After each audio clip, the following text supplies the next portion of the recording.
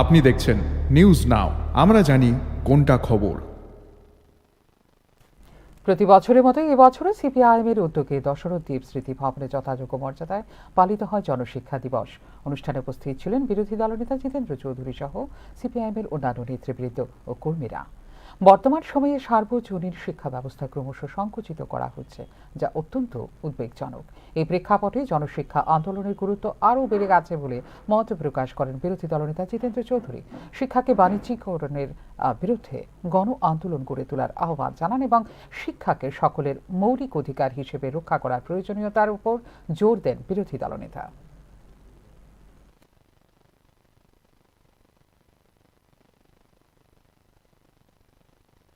সময়তে একেবারে পশ্চাৎপদ। একদিক থেকে এখানকার যারা আদিবাসী অংশের জনগণ, আরেক দিক থেকে দেশভাগের যে দুর্ভাগ্যের ফলে এখানে যে হাজার হাজার লোক এখানে বসতি স্থানবদ্ধ হয়েছেন, তাদেরকে সকলকে সমন্বিত করে একটা উন্নত সমাজ তৈরি করার যে রাস্তা বা তার সমস্ত শক্তি জুগিয়েছিল এই জনশিক্ষা আন্দোলনের প্রেরণা। এই কারণে আমরা বলি এটা একটা ঐতিহাসিক আন্দোলন, এটা নিছক একটা শিক্ষা প্রতিষ্ঠান গড়ে তোলা আন্দোলন না। আমরা আজকে এই দিনে দেশের বর্তমান বা রাজ্যের বর্তমান প্রেক্ষাপটে যে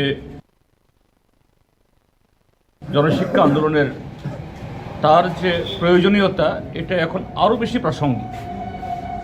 আমাদের রাজ্যে এখন যারা শিক্ষা বিরোধী, সংস্কৃতি বিরোধী, সাম্প্রদায়িক সৌহার্দ্য এবং সংহতি বিরোধী, এবং যারা আজকে সারা পৃথিবী যখন রাজতন্ত্র বিলুপ্ত হয়ে গেছে, সেই সময়তে আবার সেই রাজতন্ত্রের নামে জিগির তোলার চেষ্টা করছে, অর্থাৎ আবার মধ্যযুগে ফিরে নিতে চেষ্টা করছে, সেই জায়গায় এই 2025 ইংরাজিতে আজকে আমরা যে এই জনশিক্ষা আন্দোলন বা এটাকে আমরা স্মরণ করছি, এটা অন্যতম একটা গুরুত্বপূর্ণ প্রাসঙ্গিকতা বহন করছে।